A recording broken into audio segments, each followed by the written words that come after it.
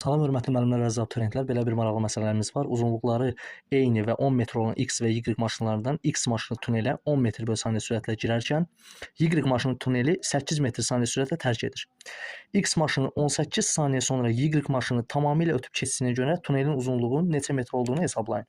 Yəni, deməli, T bərabərdir 18 saniyə sonra X maşını Y maşını tamamilə ötüb keçir. Y maşını hesablama cismi kimi götürsək əgər, deməli 18 saniyədən sonra X maşını tuneli keçir və gəlir Y maşını da tamamilə ötüb keçir.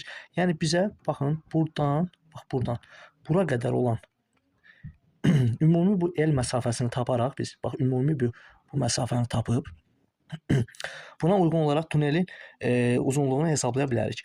Baxın, bu məsafəni bu X maşını deməli 18 saniyə gəlib. Onda biz yaza bilərik T bərabərdir. Tunelin uzunluğu L plus L tunel yazaq buna. LX maşının uzunluğu plus LY maşının uzunluğuna. Hərəkət hər iki maşında eyni istiqamətdə olduğuna görə sürətlərin çıxılmasından yaza bilərik ki, VX minus VY. Onu da yazaq.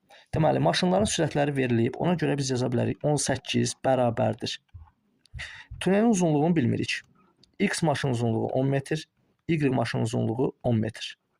Sürətlər 10 çıxılsın 8. Onu da yaza bilərik.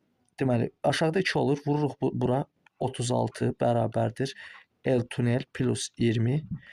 L tunel bərabərdir 16 metr. Deməli, tunelin uzunluğu olacaq 16 metr. Cavabımız D variantı.